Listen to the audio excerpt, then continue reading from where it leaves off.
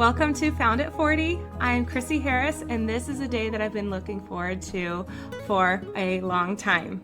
Today's guest is one of those people who just gets it.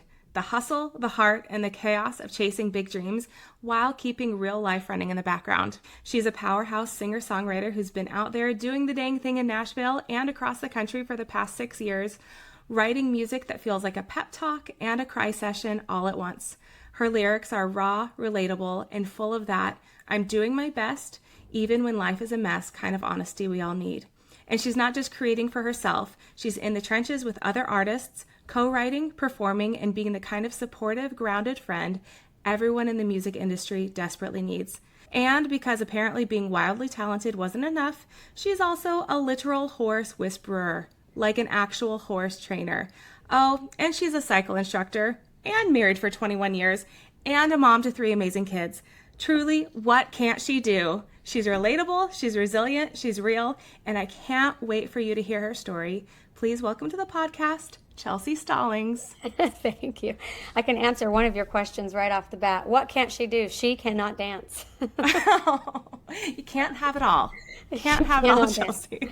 I can't dance, but I also can't sing. I am consistently off key. It's not good to the point of, my kids have been like, Mom, can you not sing? Oh my gosh. Well, if it makes you feel better, my kids say that to me too. So no. Do you not realize? They get sick of it. They're like, okay, that's it. And I'm not cool. Or they probably hear you developing, when you're working out songs and they hear you sing like the same lyric 20 times in a row and they're just like, Mom. Yeah, oh or gosh. I think too, if I was Taylor Swift or Chappell Roan or something like that, I would actually be cool, but I'm not cool because I'm not either of those people. I think just the fact that you're their mom makes you inherently not cool to them, unfortunately. And it wouldn't be until like one of their friends was like, oh, your mom is so cool. And they'd be like, oh, I guess. Yeah. Even then, they'd probably be like, no, she's not. I'm so excited for us to have this talk because I remember the night that I had a lightning bolt moment in my life that was like, I want to make this podcast and this is what I want to talk about. Honestly, truly, you are the first name that I was like, and I want to talk to Chelsey about it. Oh my gosh. So. Well, that makes me feel really honored. So thank you. I, again, like my kids think I'm not that cool. So hopefully I can bring some kind of value to the podcast today. I'm fascinated by your life. I'm fascinated by your story. I'm fascinated by the shifts that you've taken because it's not just like, oh, you've been bopping through life and like this is just kind of we're floating through. It's very intentional that you have this dream. So I was wondering, can you first tell the story of kind of your pivot from your life that you had established in Utah and like that's where you had lived for possibly your whole life and then deciding to move to Tennessee and all of that. Can you kind of start from the top? So when I was in high school, music wasn't even on the radar. For me, and neither was hair school, if I'm being honest. I didn't know what I was going to do. I knew that I was passionate about a lot of different things, but I wasn't really sure where to plug myself. I felt like very misplaced. Yeah, I didn't quite really fit anywhere, but I wanted to fit in like lots of other areas. And the one thing that was consistent for me throughout my childhood and through everything was horses. And so that's kind of what I thought maybe was the next step, was I would go shadow a horse trainer and I would start training horses. But as many people know and many horse trainers know, there's not a lot of money in that. In fact, you tend to lose money with horses. There can be. But the other risk too was, as I was thinking about the future and becoming a mom, training horses can be very scary. And there can be a lot of injuries involved. So I kind of even took a little small step away from that. And then it was my dad who actually suggested going to hair school. I think my dad knew that my talents lie more in artistic things. When it came to school, I struggled. And I didn't realize then that I am most likely dyslexic. I didn't know that until my son was tested for dyslexia, and I did the test alongside him, and mine also came back that I was dyslexic as well, because dyslexia is so different in so many aspects. And so school was always just a struggle for me, but I always did gravitate toward more artistic things, or even just like sports and working. Like I love to move my body. And so he was like, well, what about hair school? Because that's kind of artistic. And so I went and we toured the hair school, and I was like, yeah, I think I could do this, So went to hair school and started doing that. And it was while I was in hair school, I met somebody. His name was Glenn. He had a home studio. He was a few years older than me, and he had heard me sing somewhere. And he was just like, what if we just like started recording some music? What if we just started writing some songs? And it just was like a one thing led to the next. I met this guy, and then I met someone else, and then I met someone else and met someone else. And my passion just continued to grow until I met, and he probably doesn't even remember this, but he's a piano player for Diamond Rio, and had sent him a bunch of my songs. And he said, wow, I think that you have a gift for songwriting. I think you need to lean into that. So I started leaning into that. I pursued that pretty consistently before I had kids. I found and married my husband, or he found me, I guess we could say. And we got married fairly young. I was 20, he was 22. That's exactly me and Ben. We were like barely not children. Babies. But it's worked out okay. Yeah, it's worked out okay. And then I just stayed consistent with music while still doing hair.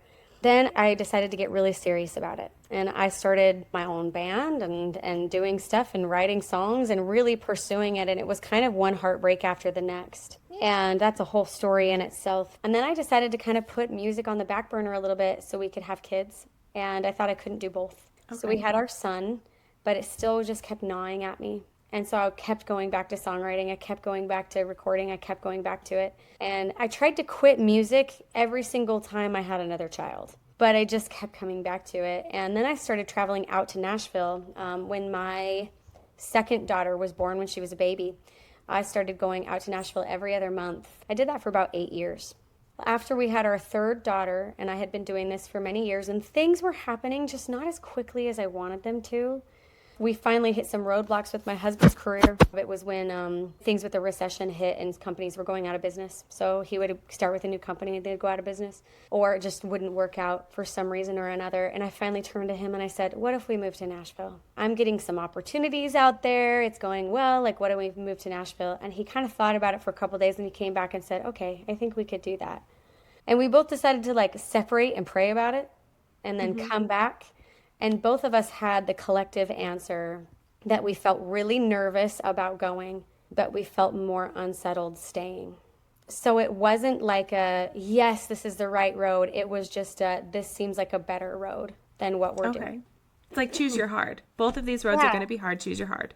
You know, making this huge life shift and saying, okay, we're going to, do Nashville full time. We're going to pursue music full time. I mean, I'm sure there have been a lot of wonderful experiences, but also disappointment.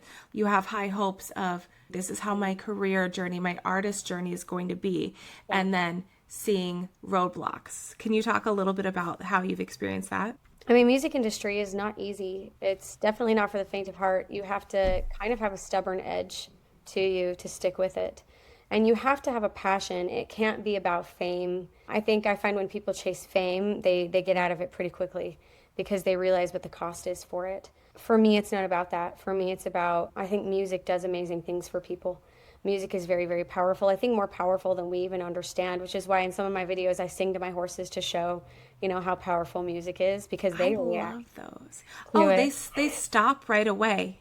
Yeah. Or they come to you, or you're just sitting down or laying down and they're just doing their thing. And as soon as you start singing, that's when they gravitate to you. Mm-hmm. P.S. to any listeners, you're going to have to check out Chelsey's content, because her horse content is so cool. I love seeing like the training and how they respond to you. So anyway, continue. So, we moved to town, and especially when you don't know anybody. I knew a few people just because I had been flying in and out of town and making those connections. But it's so much more than that, and it's all about relationships, as is everything is in life. It's not just music industry. It's everything is relationships. And people in this town use the term networking. I hate that word because it feels transactional. It feels like, what can I get from you? I think it's better when you say, you're building relationships, and they have to be genuine, honest relationships. But just in building those relationships, there's roadblocks. It's hard to find people who are genuine and who don't want something from you. And so I found myself many times who have been on a path of like, okay, I think this is a genuine relationship, and then it crashes and burns. And so there's those roadblocks. Other roadblocks too, for me personally, have been health related, as you've yes. As you've witnessed. And you've seen. So for me, every time I felt like my career was starting to take off, I had some big health thing. One of those was, I ended up having an emergency surgery, an abdominal surgery, because after a hysterectomy, I ended up having they called it an intestinal blockage. But what had happened is my intestines had attached to my internal stitches and caused a perforation. And so I was becoming septic. So I had to be rushed to the hospital, cut open, all that fixed, and had to take that time off. And then I was healing from that, and you witnessed this. Chrissy got to witness this. It was so exciting. I was working with a rescue horse, and she threw herself down on top of my leg and shattered my leg. It was terrifying to see. I'm sure for you it was, obviously a million times worse and just scary. But seeing it and, seeing all of a sudden the horse drop and you being under the horse, and then a second later the horse springs up and you're still on the ground. You spoke and you said, what did you say? Were you like, I'm alive? Well, I think my leg is broken. I said, I'm okay. And then my husband was there and he's, you okay? And he's over watering his trees like nothing. Literally not a care in the world. This No. man. No, you cannot ruffle this man. I've tried. Oh, I have tried. And maybe if you were screaming your head off or something, but you were also super calm. It's just part of training horses. You have to stay calm. I didn't want her to start stampeding or doing something and create more chaos. And so he said, are you okay? And I said, no, I think my leg's broken. I think at one point I started to feel like I was going to pass out a little bit. Yeah, you were white. You were in shock a little bit. And then I kind of came back out of it a little bit. And then the jokes started, because that's how I cope with everything, is with humor. But no, I think there's been many of those moments, and for me, I'll laugh and I cope with humor, but the underlying feeling is always like, why, God? Why? Like, why do I feel like I'm the forgotten one? And that has been a thread throughout my life. It's like, I'm working so hard. I am trying to do all the things. I'm trying to do all the spiritual things. I'm trying to do the best that I can do. Why am I the forgotten one? And it's so funny because lately I've had this conversation with so many people, and I cannot believe how many, especially women, but not just women, men and women feel the same way. Why am I the forgotten one? But I think sometimes, especially as Christians, we have a hard time saying that because it feels kind of blasphemous. Like, why do I feel stuck?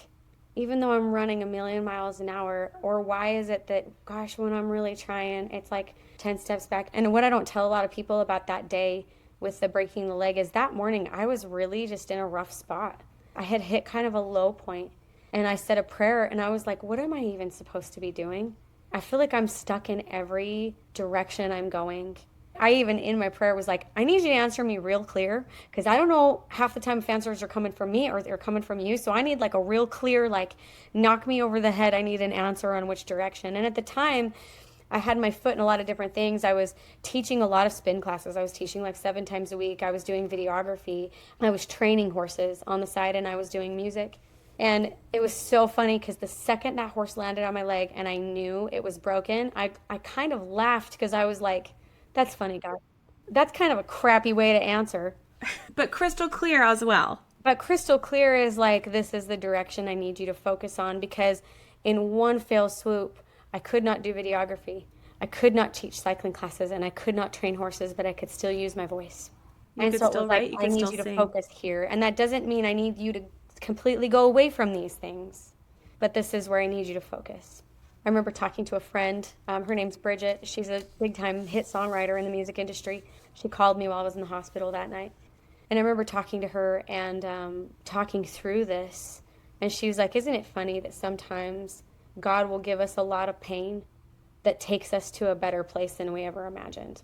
And I was like, whew, yeah, that hits. Isn't that funny that sometimes our painful moments will lead us down a path that has so much more joy than the path we were headed on? And if we would have been in charge of it, we would have never taken that painful path or that scary path, because nobody wants to choose that path. Yeah. I mean, because we don't know the destination, but we'd be like, I'm not going to go down that crazy road. Why would I do that? And so when you're forced to do it, then yeah, you just kind of have to take the leap of faith, pun intended, I guess. I think sometimes it can feel like a punishment. And not just especially with music industry, but that's my experience. So I'll speak to my experience. My experience with the music industry is, man, you work so hard and you do these things, and then when these things happen, it kind of feels like a slap in the face a little bit. Like, what am I doing wrong? And maybe Yeah. it's not, what am I doing wrong? Maybe it's like, no, you're actually doing really good, and I'm just going to redirect you a little bit, bump you into a different lane. But it's hard because it just looks like, gosh, I'm just getting knocked around. Why can't I just have this linear upward trajectory of my career development, of my songwriting, of all of these things? And so to have it be a bumpy road, if you're just looking at that one isolated thing, it's like, gosh, is this a sign that I, shouldn't do this? Or is it like, oh no, we're going to refine you a little bit more. We're going to have it so your focus has to be only this, stop spreading yourself so thin with all of these little things. And well, and two, sometimes I think those things happen to us so that we can show and we can go out and tell our story and inspire somebody else who's maybe going through the same thing. Like, maybe I have had those moments of feeling completely forgotten and feeling completely stuck, so that I can go out and say, hey, I've spent so many years feeling this way, and maybe it helps someone else feel a little less alone. So I love the song Mom Needs a Minute, because it's like I feel that so deep in my soul. Mom needs a minute to drown tears, try to pull from a well that's been empty for years. I remember so vividly being in that stage. And what is it? How do these days last forever, but there's never time? Mom needs a minute to dry her own tears. Try to pull from a well that's been empty for years. Early motherhood, it is isolating and it's lonely and it's so, so, so hard. Yeah. Knowing that, like, even the people that you think, oh, this person, every time I see them, they just seem so happy, or they seem like they have it together or whatever. And to realize, like, actually, for that moment, there was a smile on the face, but then it's like the weight of the burden and the lack of being able to kind of have the relief to try to like replenish, to refill the well. Yeah. I really, really appreciate those words. And if you wouldn't have already been through that journey, you would not be able to write those words. You would not be able to access that emotion. Can we go a little bit in like your writing process and kind of what goes in to Yeah. creating your music? Yeah, absolutely. Well, thank you, first of all, for saying all that. That's really kind. And I mean, first I have to say I couldn't do what I do without my co-writers. In Nashville, it's a collaborative effort. We actually, that's our day job, is we get together in songwriting rooms all across the city, and we'll take 3 or 4 hours at a time, and someone will put an idea into the room, and then we'll sit and brainstorm together. And it's like bringing the collective experiences together from everybody and the perspectives that creates magic. So I couldn't do it without my co-writers.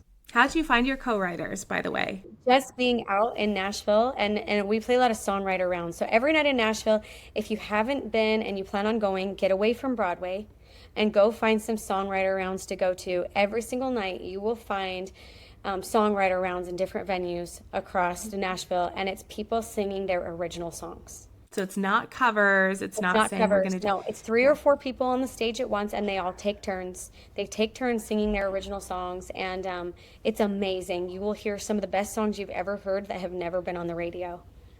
And that should be on the radio. They think, That should why have be. I not heard this? Totally. Tell us a little bit more about writers' rounds. I love going to the listening room. That's where I've heard you sing numerous times.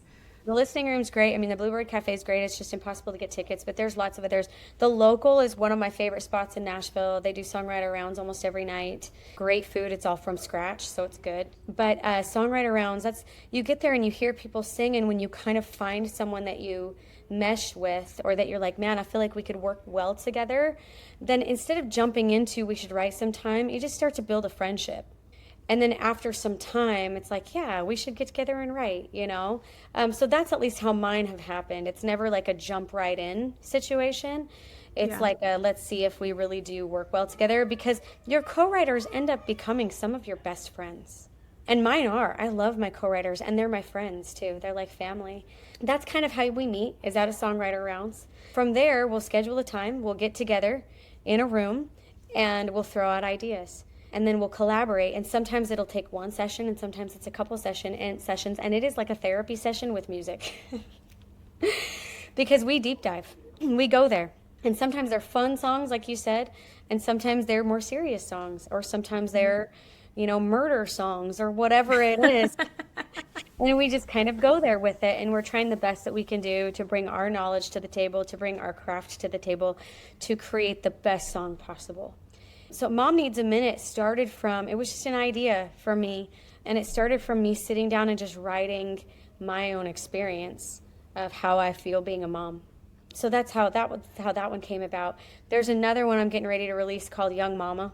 It's wonderful. Thank you. And that one I had the idea for a while because our kids are not little anymore. But I feel like yesterday they were. And I collect memories and I collect images. That's how I write songs. And one thing that I've held on to, my mom said this a long time ago when my kids were babies. Because I was like, well, I want to get back into songwriting and I want to do this and I want to jump back into my career, but I'm, sitting here nursing a baby for 15 hours a day. And she said, okay, she's like, but hear me out. One day your arms are going to ache to hold them little again. And the time I didn't hear it because I was so... You can't see the forest through the trees when you are in the thick of it, when you cannot, Yes. See anything beyond the immediate. I was so tired. You're so tired as a young mom. You're running on nothing. Like you said, trying to pull from a well that's been empty for years, right? Yes. That was one of the lyrics from Mom Needs a Minute. That's how you feel. You're in zombie mode. It's like Groundhog Day. Every single day you wake up and you do the same thing. And all you can think about is getting back into your bed at night and hoping that the baby sleeps. I can't tell you how many prayers I have said, please let my baby sleep. That's all I wanted. But then you feel a little guilty too, being like, Yeah. oh, I'm not relishing in every second of motherhood. Yeah. I'm wishing for them to be asleep, but it's not because you don't love your baby. It's just because you're just so tired. You're just Yes. cripplingly exhausted is all. Yes. So I have a friend who's a singer, who's a young mom right now. And I remember it was last year at this time we were at a writer's round together and she was talking to me about, being a mom and how her baby's little. And I was like, okay, then all of a sudden what my mom said hit me. Your arms are going to ache to hold them little again. And I was like, dang, my mom was right again. Our mom's always right. Dang Our it, mom's Mom. always right. I was just, and I remember looking at this young mama and I was like, man, you're going to miss it. You're going to miss it. Like, I promise you. I look at mine now and I'm like, how did I blink and you grew? How did that happen? And now I have a kid who's almost 15 and he's going to be an adult before I know it. And I'm like, how did that happen? And then you think of the countdown clock. My oldest, he's 1 grade ahead of yours. And it's like, I have 3 years. Yeah. And then he's spreading his wings and flying. Hopefully, have I taught him enough? Have I given him the lessons? Have I given him everything I had? But looking back and thinking there were days where I thought, I'm never going to be out of this stage. I'm never going to be sleeping through the night again.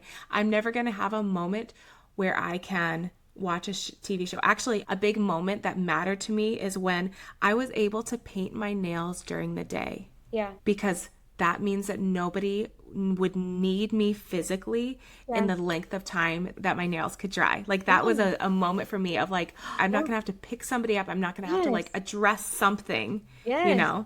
It's such an interesting time of life and it goes by so fast and you don't think it's going to go by fast because it feels like it takes forever. Yeah, It doesn't the feel like it. days are long, but the years are short. That's like the Yeah. saying. One thing I would love to say too to young moms is don't feel guilty hanging up your profession for a little while. It doesn't mean that you're going to be too late. It doesn't mean that you're going to miss it. It doesn't mean any of that. I used to be so afraid of that. Like, well, if I stop, am I going to miss it? Or If you'll I- miss whatever boat that you're Yeah. supposed to be Am I gonna miss on. the boat? If I stop, am I even gonna have a purpose besides raising my kids? First of all, raising my kids is probably my greatest purpose and probably the most fulfilling purpose. But I bought into the music industry lie, and it's not just music industry, it's all industry, that age matters. And there are still people to this day who tell me, your music's great, your stage presentation's great, we love everything about you, but you're too old and you're too much a mom. That's not desirable. And I look at them and say, That's too bad that you're so misinformed, because bottom line, in my profession, if I'm connecting with people, it doesn't matter what my age is. It doesn't matter what my status is. It's all about connecting. It's if people connect with my music. And it's like, how many moms out there, how many middle-aged women, how many people over 40 who are or just getting to that, or over 30 and are feeling like, wow, I'm too old, or wow, I'm getting to the stage of life where I have to reinvent myself. How many of them could possibly find my music and go, oh my gosh, she wrote that for me? I want songs where I'm at now. I Yes. want songs that have a depth to them rather than just being like the summer bop, you know? Yes. I mean, there's a time and a place for all of that, but like there needs to be room for the true meaning, because I feel like those are the songs that endure, and those are the songs that really hold much more meaning in my heart rather than just, oh, it's a cool beat. Well, and that's why I stopped chasing the industry, and I'm like, I'm going to write to my experience. And my experience where I'm at now, I'm 41 years old, and my career is just starting to take off. So don't tell me that it's too late. It's not. If I can do it, anybody can do it. I feel like that is the theme of everything, is like, you're not too late. No. That's a song, Chelsea. Do you have a song about that yet? Probably. Oh my gosh, I have a lot of songs. Yes. We just wrote one, and I feel like this would hit with all of the women our age group, right? I think we get to a point where we start to like mourn what we looked like 20 years ago. Like, why didn't I Girl. appreciate this and this and this and this? And I think The think about, collagen in my face. I know, right? And I think about my mom when she was my age and being like, oh, my parents seemed so old to me. And like, why would you care about how you look when you're old? You know? Yeah. Why does that even matter? Like, I'm not going to care. Yeah, I do. I don't feel any different than I did 20 years ago. I feel like the same person. But we wrote a song called Pretty Old, and it's all about the woman who embraces who she is. Those cover girl days might be gone, but she's still pretty old. Like, damn, that woman's still pretty. And she's actually prettier now than she was then, because she knows who she is. She's stepped into her own. And it's like, I think everyone wants to feel that way, because when you hit kind of that middle age point, you finally figured out who you are. You kind of quit caring about what people think. It's so freeing. I'm not seeking the approval of others nearly to the degree For that, sure. the past 20 years. For or sure. The whole, But my then- whole life. And I think we start trying to like, well, wait a second, I don't look like I want to. My skin is changing, my body is changing. Who's to say that's not pretty? When the media is telling us, like, this is the acceptable look, Mm-hmm. and then you realize, like, okay, I'm never going to be that. And I shouldn't be that because I'm 40. Yeah. I'm not, 20 years old. So bringing things back to reality of sure. like, actually, no, you don't need to be this unattainable whatever that may be being pushed in some ways. Like, this is where the real beauty is. This is reality. This is genuine battle scars and all, life scars. Well, and that's just the thing, is that kind of beauty is not attainable anyway, because most of it's not real. Everything Whether is either it's AI, AI or filter. Dr. Bot. yes, Or filter, yeah. or Dr. Whatever it is. And like, no shame on any of that, because like, yeah. gosh, when I'm old enough, I'm probably going to get work done. Let's go. Oh, yeah, I'm going to do, there will be nips and tucks. Let's be honest. I think it's great. But having the right expectations of like, it's because, I want 100%. to do this, not because I'm seeking after my 20-year-old self. Well, and being able to see beauty in age. I think there's beauty in age. And I mean, like, I have scars all over my stomach from my C-sections and from, my abdominal surgery. And sometimes I look at that and go, ugh. And then other times I'm like, no, I worked so hard for those scars. I did a lot. I didn't want those scars, but I have them, and I lived through it, and it showed me how tough I am. Why can't that be beautiful too? Truly, like, there are so many different definitions of beauty. We need to like have everybody realize that the scope is larger than Yeah. what we're being sold of what beauty is. And hearing songs about that, I feel like that's something that can resonate truly with everybody. Those are the songs that I want to hear. Yeah. So I appreciate there are people like you that are writing them and Oh, having we're that working on vision. it. We're trying. Yeah. We're trying. You're writing all these songs and you never know what is going to be a huge hit with your audience or with whatever, record companies are going to say, this is it. Do you feel like there's any rhyme or reason to what gets picked up? I mean, yes, you go to Nashville, so many immensely talented people, talent everywhere you go. Why does the song that gets picked up. What's the science behind that? Well, Do you there's know? two different playbooks to this. So first I'll talk to industry playbook, and that is music labels and stuff like that. So there is actually, yes, they do know which artists they're going to push to radio, which songs they're going to push to radio. There is a whole strategy behind it. The different labels take turns actually buying number ones. So it's not like a popularity thing, it's a money game. There's that side It's a of it. sneaky secret. Wow. It's sneaky. Sometimes there are songs that hit and you don't know they're going to hit that hard. Like I think Ella Langley's song, You Look Like You Love Me. Excuse me, you look like you love me. They were not expecting that song when they wrote it that day. I think she even said in an interview, and I'll have to go find it, that they wrote it as kind of a joke, like to be funny. Yeah. But then when they showed it to people and it started doing really well, that's the one they started to like get behind. She didn't know that day that would be the song that would break her career. And you've done writers rounds with her in the past. In the past, yeah. I mean, yeah, all of these people who are taking off right now, I've been associated with in some way or another, whether it's just in passing in town or played on the same writers rounds or played the same stages or whatever. So no one knows. I have another friend named Mary, and no one guessed that her career would take off, but she released a song last year. It took off organically online, and this is the other side of the coin. So there's industry with all the artists that are signed, and then there's online. Online is grab bag. We have no idea what's going to hit online. No idea. And so with her, she had a song called The Devil's Money that took off online, launched her career. So now she's out opening up for people, touring, like all the things.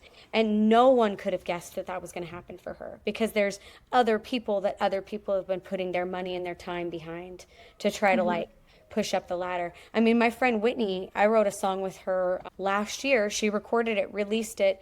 It got millions of views online. It started taking off. We never would have guessed that was the song. And so when it comes to the online side, the reels and the TikToks and all that, nobody has any clue what's going to hit. Nobody. I've heard some people who write some of the best songs I have ever heard, and it does not hit online. And I don't know why. They can be good songs. Like Whitney's song we wrote, I love it. It's a good song. I think the reason it took off is because it's so genuine, and everybody's craving that. But I think to my point is just keep doing it. Just keep trying. I think so many people put one song out there and it doesn't hit and they get discouraged and they quit. Or two songs and it doesn't hit and they get discouraged and quit. Or whatever business it is, they try one thing and it's just not quite working. They try something else, it's not quite working. And I have a friend that says, just keep throwing spaghetti at the wall, and if it doesn't stick, just keep on cooking. Take the chances. It might not take off. Who cares? What do you have to lose for that?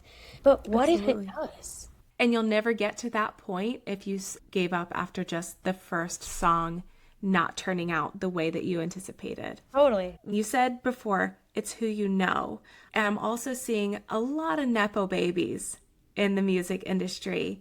How much do you feel like that is kind of taking over? Where it's, yes, it's the family business, but like, are they getting a ticket straight to the top? Not necessarily. I think in Nashville specifically, and I can't speak to LA or New York because I have not been there.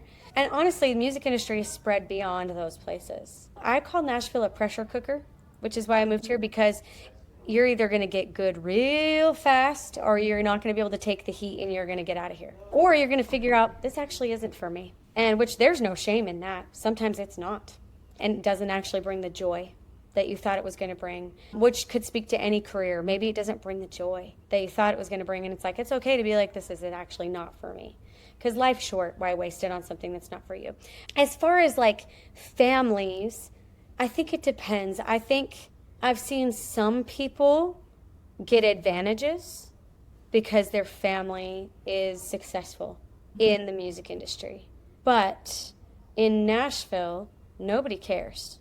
No one cares. They don't care if you're so-and-so's kid or you worked, you're a guitarist for so-and-so. Like, that's sure don't. Not gonna.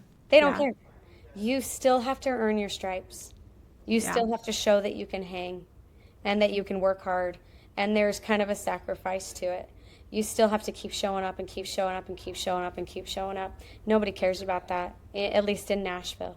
Media might care about that. Labels might care about that. But like as far as like the singer-songwriters or network in Nashville, no one cares.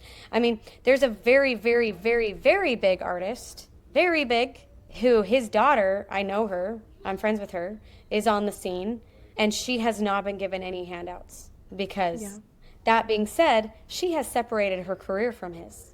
So she doesn't tell anybody, unless you know her, that she is his daughter. Which probably is a very, very intentional decision, because if she was just looking for like, quick bump boost. 100%. She could get it. She could get it. With this artist, she could get it. And I know who you're talking about, I think. And yeah, that would be like, phew, but does she want her success to be that way? No. She wants it to be. She wants to earn it. Hers. Yes. Because if she just said, oh, this is, I'm so-and-so's daughter, then it'd be like, it would feel a little bit more cheap. Yeah. Right? Which I think is so commendable. I also think stardom has changed. Everybody's a star now, or can be. Because influencers, actually, influencers have more pull than a lot of stars do. Because stars, you only see them in a very specific, curated way. Yep. Whereas an influencer, I think people are craving authenticity more than ever. Yeah. I don't want the curated. And with influencers, there is an element of that. Yeah. But you still know them much better than you would ever know the celebrity. For sure. So it's just changed. Social media has changed everything, whether that's for the bad or the good. I think there's both sides to that coin, but it is definitely changing everything. What's AI doing to the music industry? What have you noticed? Well, there's some good things and bad things with AI. There is actually a software program that we have used called Suno. You can put in your lyrics and your work tape, like just a singing guitar, vocal, and it will create a full-on demo track in 60 seconds, which for songwriters is amazing, because then we're not paying thousands of dollars for demos. Yeah. You can do and you can actually take the vocal out and put your own vocal on it, so it sounds like legit. That being said, I know there's been some lawsuits and things because it is ripping off people's voices and ripping off people's words. So I think it's going to get messy in the future in some way, shape, or form. I'm not sure what that looks like yet. I don't think like ChatGPT or these things can write a song like a songwriter can. No. The nuance, the specific things. They probably can write a B or C level song because they keep it surface and general. Yep. But yeah, those little things, just the specific things that if you haven't walked that road, you don't know that feeling. And so you can't write about it. Well, and that's just the thing, is like the emotion and the depth is not there. And so that's where, I just don't think it's going to be able to take over for that. It's going to be interesting to see what it does, like in the years coming. I know a lot of people are pushing back on it. I think that we could use it as a tool, like, like Suno, and being able to create a demo, and then I'm not out thousands of dollars for something.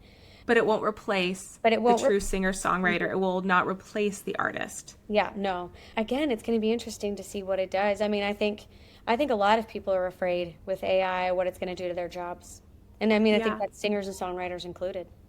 Yeah, it'll definitely change a lot of things. I've talked to Ben about it, with his job. Like, is your job going to someday evaporate because AI will just do it all? And it's like, yeah, maybe. But he says you've got to figure out a way to be better or different or ahead of whatever game, so you're not all of a sudden like obsolete. But I do feel like with artistry, that's a different category. So being that you've had life experience, being that you're not a 20-year-old just coming on the scene, how have you handled things differently with the life experience, with the age experience, with everything that you've had versus how you think you would if you would have come to Nashville full-time at 20? I think that my life experience does play into my songs, and I collect images, I collect ideas, and a lot of that is from life experience. To write a song, you have to live life first, and so I think that that's, just being in my life. I think for me, there still is some of like the shallowness, like the high schoolness in the music industry. I don't get caught up in that. I'm not going to do drama. I'm not going to do any of those kind of things. And so the minute I find that someone else is going to do that, I'm like, I'm out. I'm not doing Yeah. this. I don't have time for this. I'm not going to play this game. So that being said, I mean, if someone has done something to me and they come up to me and say, "Hey, are we good?" I'm not going to be like, "Oh yeah, we're good." I'm going to be like, "No." But I think that's part of being able to, with age, being able to be like, "No, actually, no, we're not, but it's no skin off my teeth," kind of a thing. So I think just, I don't know, just life experience helps with those things, not being able to take things personally, knowing that everybody is trying to make it in some way and shape and form. And there's a lot of insecurities out there and a lot of insecure people. And so if someone is saying something or acting toward me a certain way, it really is how they feel about themselves, and doesn't have anything to do with me. And I didn't really figure that out until the last couple of years. That it's not about you, it's about Yeah, I them. always used to think like, man, what am I doing wrong? I'm like trying so hard to be a good person. I'm trying so hard to be kind. Like, what am I doing wrong? And it's like, this actually has nothing to do with me and everything to do with how they feel about themselves. And I can still choose to be kind, but I don't have to allow people into my inner circle who are going to try to wreak havoc. Yeah, you're probably more choosy about who you let in and who you spend your time with because your time is precious. You're not just somebody who, somebody's bankrolling your career or whatever. It's like Yeah. you're making the time count, it seems like. Yeah, for sure. Okay, you've met a lot of people in the music industry. You've met a lot of people who know people as well. What is one person that you have met, whether they're, A-list celebrity down to like somebody so behind the scenes? Where have you been starstruck? Are you able to be starstruck at this point? I've only been starstruck once. One Just time. once. And I'll never do it again. No, we see people all the time out and about. I mean, we'll see like Zach Brown and Ashley McBride and Carly Pierce. And I mean, it's pretty normal to see people out and about doing some of the shows that we're doing or like walk in and do things. No, I was only starstruck once. I went to the Country Music Hall of Fame songwriter induction when I first moved to town. And I was invited by my friend Brent Baxter. He's a hit songwriter, and he was like, "Hey, we should go to this," And we went with our friend Johnny, and we were there during the cocktail hour, just out talking. And there were lots of people there that we knew, lots of industry people, just meeting up. And we were kind of standing in a little circle, and I like turned around for a split second, and the person standing right behind me, I was like, "I know them. I know that person. I know that person. How do I know that person?" And Brent, my buddy, leans over to me and he goes, "How do you feel that Garth Brooks is standing right behind you?" And I was like, "What?" I was like, "Oh my gosh, that's Garth Brooks." I said, I knew that person, but he looks so different in person. Really? Yes, he's huge. He's like 6'4" and like built like a billboard. He's massive. I did not think he was going to be that tall and like Okay. muscular. He's a big dude. So I was not expecting that. So I turned around and he saw me and he came over and he was like, "And what's your name?" And shook my hand. I said, "I'm Chelsea You're like, Stallings." whatever you want it to be. I said, "Garth, I'm such a big fan. Like the reason I got into songwriting was because of you." And he would not even, he just turned it around on me. He was like, "So what are you doing in town? Like, tell me about you." And just like, da da da da da da da da. And I was just so impressed with it. Was not about him. It was about me. And we just sat and chatted for a little bit and he was so kind. And then he looked at me and he said, "Well, there's a glow about you that Nashville's gonna love."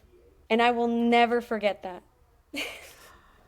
Oh my gosh. I was like, "Yep, I can die now. I'm good." Yes, I mean, it's like they say never meet your heroes, but in this case, it was But like he's my he lived ultimate. up to it.